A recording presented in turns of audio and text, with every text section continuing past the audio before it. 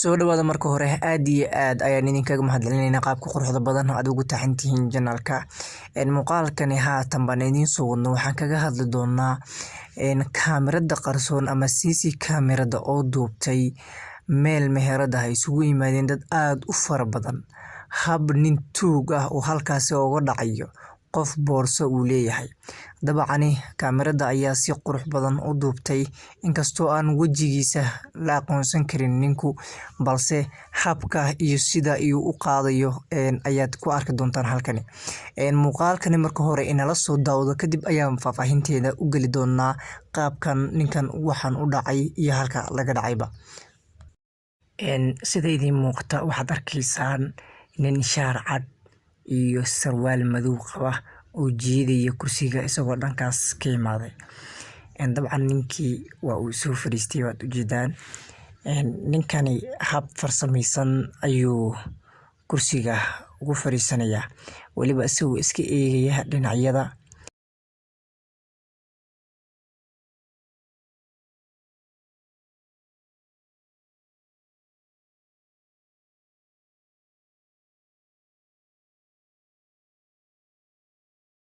waad ujeedaan balse idinka ma aragtaan lugtiisa geeska u jirto ayuu waxa uu kusoo jiidayaa boorso halkaas u taagsay dhalinyarta halkaasi ku wada sheekaysanaysa dabcan waa uu soo jiidayaa kaamirada ayaa si fiican u duubin waa uu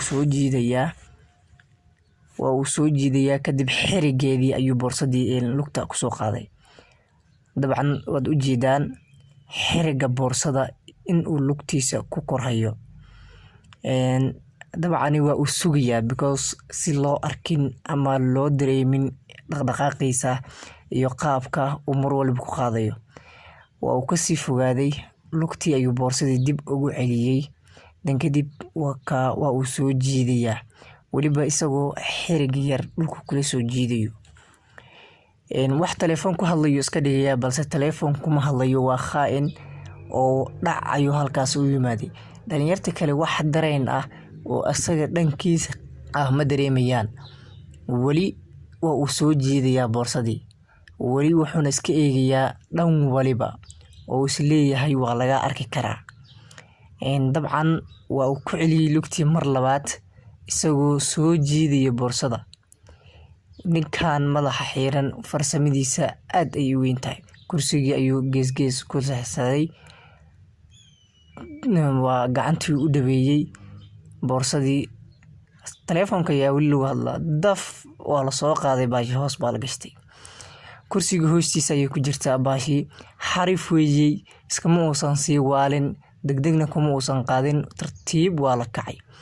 boorsadii ayaa horay loo sii egay gacanta ayaa lagu qaatay horay ayaana loo sii baxay khalaas dhalinyartii ilaa hadda wax war ah iskama hayaan ninkii boorsadii waa uu la tagay qaab farsamaysan ayuu dhacay dad dareenkooda ama ugu dambeyn sidaad baad soo daawanteen khalaas ninkii waa uu baxay dhalinyartii ayagana war iskama hayaan oo boorsadoodii mar hore ayaa lagu yaacay dabcan boorsada waxay u ekayd qofka geeska soo jiro dumar ama rag wuxuu yahay garamayo ayaa boorsada laga dhacay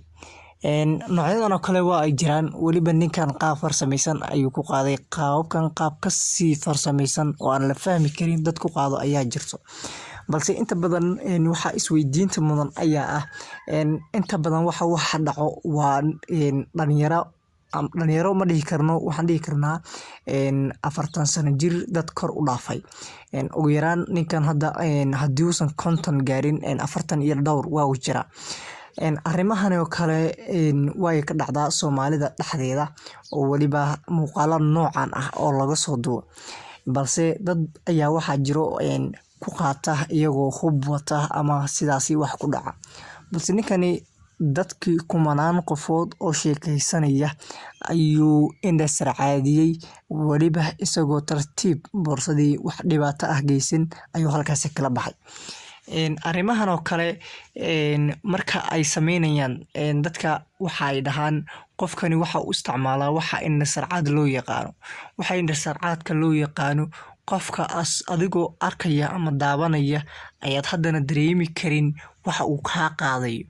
Xitaa waxaa dhici karto isagoo adiga kula socda ama ku hortaagan adigoo mobilkaaga telefoonka gacanta ku hayo inuu kaa qaadani karo,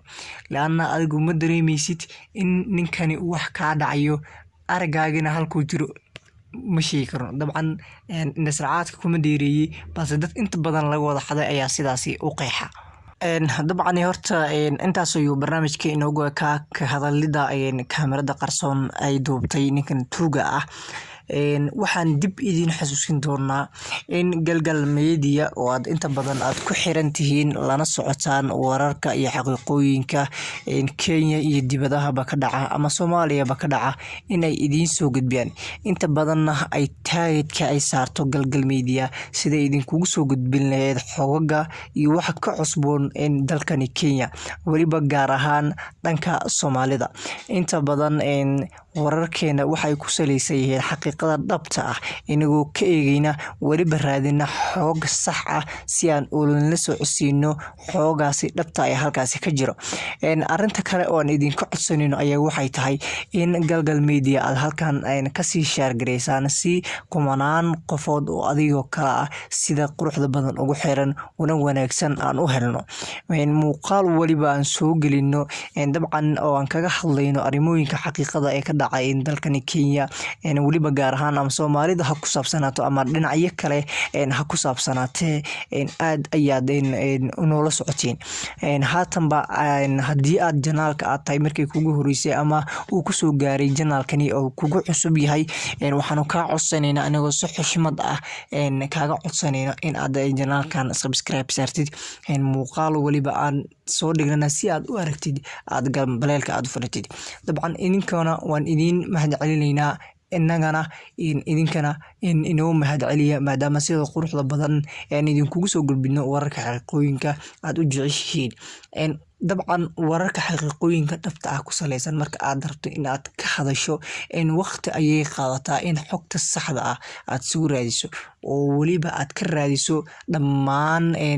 waxa meesha ka dhacay, ama aad la xiriirto laamaha amniga ama aad la xiriirto dadka mas'uuliyiinta meel waliba ka si mar waliba aad xogta saxda aad u hesho kadibna aan idinkugu soo gudbino. aad iyo aad ayaan idinkugu mahadcelinaynaa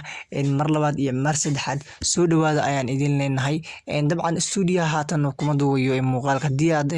wax dhawaaq yar aad ka maqashaan, dabcan waa dariska. intaasina waan idinkaga raaligelinaynaa. intaan muuqaal